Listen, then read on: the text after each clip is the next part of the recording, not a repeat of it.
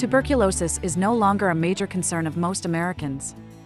With an arsenal of testing and many healthcare facilities throughout urban America, a person who tests positive could receive a 3 to 4 month antibiotic regimen. Vaccines are available to citizens who travel abroad to areas with higher TB infection rates. TB still causes issues globally.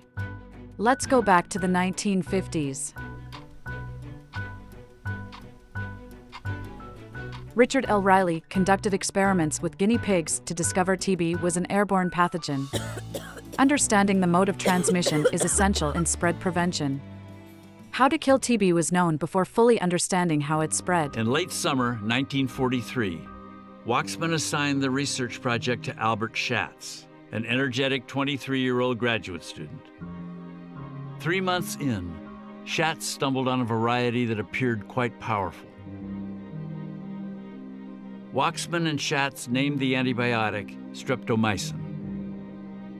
Starting in November of 1944, researchers gave 5 courses of streptomycin to a 21-year-old woman dying of tuberculosis. Within days, the infection in her lungs began to disappear. And vaccine development came prior to antibiotic treatment. Prior to the vaccine's first administration in 1921 with the help of potatoes and cows, 2 French scientists developed the BCG vaccine, Bacille Calmette-Guerin, named after its creators. In a complete departure, Koch announced that he had found a bacterium, the tubercle bacillus, that he claimed caused tuberculosis. He explained that when he injected the bacteria into a healthy animal, it rapidly developed the disease. Koch also described how the bacteria spread. The germs, he said, were expelled through coughing. Someone close by could inhale the airborne bacteria into their lungs, where it lodged and caused disease. There was no doubt, he declared, that the disease was highly contagious. His findings were so outside mainstream thinking, the medical profession simply ignored them. Prior to Koch's and other scientists' microbial discoveries, the mycobacterium was able to fly under the radar, cloaked under flawed theories while causing millennia of misery and death. People called it the captain of death. The ancient Greeks called it consumption.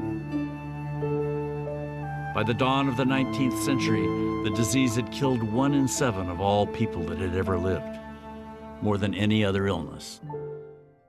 Nestled deep in the lungs of its victims, TB remained undiscovered. Flawed theories emerged in hopes of exposing the disease's origins. Early in the 1800s, a theory emerged where the first victim in the area became a vampire. The community would unearth the suspected vampire and perform a ritual to stop the spread.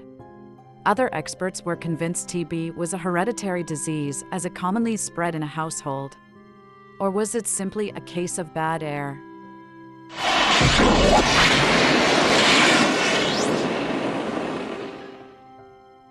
With all these discoveries under the metaphorical belt of science and modern treatment options such as vaccines and antibiotics, it could seem puzzling 1/4 of the world's population is still infected. TB is still causing devastating effects. Just take a look at the facts. Spreading awareness by celebrating World TB Day and supporting causes dedicated to the advancement of TB treatments are simple ways anyone can help from the comfort of their own home. While incidence in the US is much lower comparatively, TB still poses a significant threat requiring continual mitigation efforts.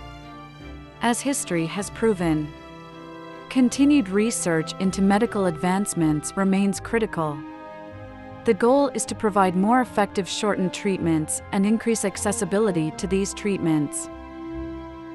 Ensuring the treatment can provide affordable and equitable access to diverse and rural communities, including all income levels, will be a vital element in the global eradication of TB.